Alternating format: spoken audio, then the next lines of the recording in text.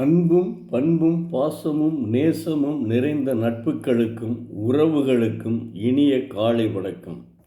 இன்று ஒரு குறள். அதிகாரம் 37 அவா அறுத்தல். குறள் எண் 361.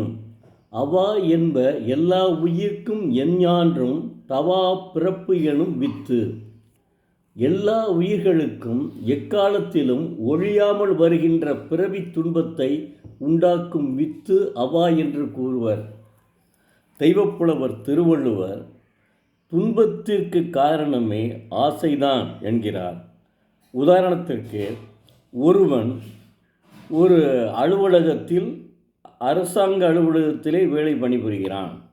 அவனுக்கு சம்பளம் நிர்ணயித்திருக்கிறார்கள். ஒரு உதவியாளர் என்று வைத்துக் கொள்வோம். அந்த சம்பளத்தை கொண்டுதான் அவன் வாழ்க்கை நடத்த வேண்டும். ஆனால் அவனுடைய மனைவி என்ன சொல்கிறாள், அந்த பக்கத்து வீட்டுக்காரனை பாருங்கள், அவன் என்னமோ ரியல் எஸ்டேட் என்னமோ பண்ணுறோன்னு சொல்கிறான். ஆனால் பார்த்தா வீடே பெரிய வீடை கட்டியிருக்கான். இதை நீங்கள் என்னமோ ஆஃபீஸில் வேலை பார்க்குறேன்னு சொல்கிறீங்க, இவ்வளவு மோசமாக இருக்கீங்க அப்படின்னு சொல்லி இவனை குறை கூறுகிறான். தன்னுடைய கணவனை குறை கூறுகிறான். சரி, இவனும் கணவனும் என்ன செய்வான்னா, அவனுக்கு தக்கவாறு டிவி இதெல்லாம் கொஞ்சம் பெருசாக வாங்க விரும்புகிறான். கடைசியில் பார்த்தா கந்து வட்டிக்கு வாங்க வேண்டிய நிலைமை ஏற்படுகிறது. கந்து வட்டிக்கு வாங்கினால் வட்டிக்கு மேலே வட்டி போட்டு கொடுக்க வேண்டிய சூழ்நிலை ஏற்படுகிறது. இந்த நிலையில் தன்னுடைய குடும்பமே தற்கொலை செய்து கொள்கிறார்கள். இதுதான் தெய்வப்புலவர் சொல்லுவது. அதாவது ஆசைப்படக்கூடாது.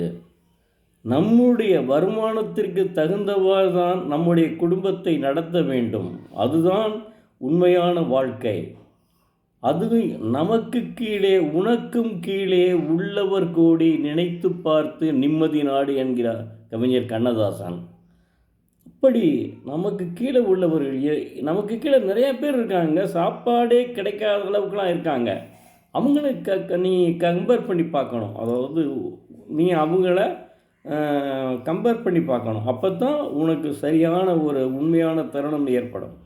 எனவே தயவு செய்து நம்முடைய ஆசையை ஒழித்து நம்முடைய வருமானத்திற்குள் வாழ வேண்டும் என்ற ஒரு